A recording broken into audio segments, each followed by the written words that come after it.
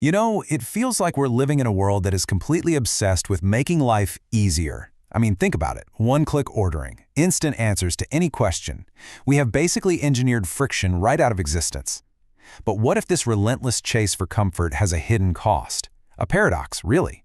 What if making life easier is actually making us weaker, more anxious, and a whole lot less satisfied? We've all been there, right? You hit this wall of just pure complexity. Maybe it's confusing code like this, or a dense manual, or hey, even just trying to assemble some furniture. And all you want in that moment is a big, red, easy button. That feeling, that's such a hallmark of modern life. We run into these books of gibberish everywhere, and our gut instinct is always to find a shortcut, to get around the struggle. And that core instinct, it hasn't just stayed in our heads. Oh no, it has shaped our entire world. Which brings us right to our first section, our quest for easy. The modern world's operating principle is really simple when you think about it.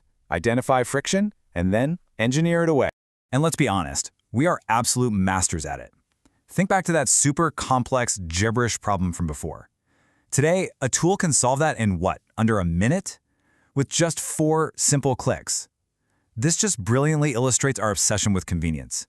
We have gotten so incredibly good at creating these easy buttons for almost every single challenge we face. Now, this isn't some new age flaw in our character. According to author Michael Easter, this pull towards the easiest path is wired deep inside us. I mean, for our ancestors, life was hard. Conserving energy wasn't laziness. It was a critical survival strategy. Avoiding discomfort, avoiding danger, avoiding any unnecessary effort, that meant you got to live another day. But here's the twist, and it's a big one.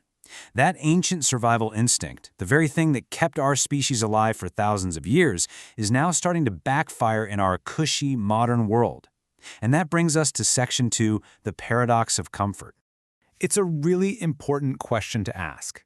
What are the consequences? What actually happens to us when our days are no longer filled with genuine, real challenges, but are instead filled with engineered convenience? Well, the scale of our problems has shifted dramatically. Our ancestors were dealing with life or death struggles every single day. Our struggles today, well, it's a lagging Wi-Fi signal, a flight delay, or just the overwhelming anxiety of what movie to pick. This creates a kind of vacuum, and it turns out our brains absolutely hate a vacuum.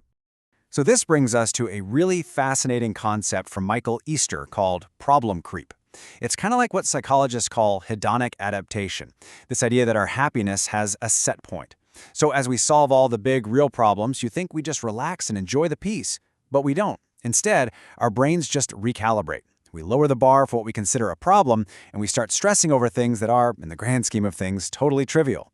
We still find the same number of problems, they just become more and more hollow. And this number, man, this number drives the point home like nothing else. 93%. That is how much of our lives we now spend indoors, inside climate-controlled boxes, completely walled off from the natural challenges and the stimuli that our bodies and our minds literally evolved to handle. This massive disconnect, being totally walled off from the world, it has serious consequences, especially for our mental health. Which brings us to Section 3, the mind turned against itself. Because when the world outside of us stops presenting real challenges, the mind, as the spiritual teacher Sadhguru says, can turn against its own owner. And look, this isn't some fringe idea. Sadhguru points out that the World Health Organization itself has been warning about a coming mental health pandemic. We have more comfort, more convenience than any generation in human history, and yet we're becoming a generation of truly miserable people. So what are we actually suffering from? Well, Sadhguru's point is that it's things that don't even exist in reality. We are tormented by memories of something that happened 10 years ago, and we are crippled by anxiety about what might happen the day after tomorrow. But both of those things, they only exist as thoughts inside our own heads. Sadhguru uses a pretty provocative metaphor for this state. He calls it mental diarrhea. It's his way of describing that endless, compulsive stream of thoughts that we just can't seem to stop. And the cause, he says, it's like bad food has gone in, we're consuming the wrong stuff by identifying with things that are not us, and we get trapped in our own psychological drama. Okay, so how do we fix this? The solution is not to go back to living in caves. It's about being smarter than our instincts. This brings us to Section 4, reclaiming meaningful difficulty. It's all about consciously and intentionally reintroducing good challenges back into our lives. This statistic from Michael Easter just reveals our automatic programming perfectly.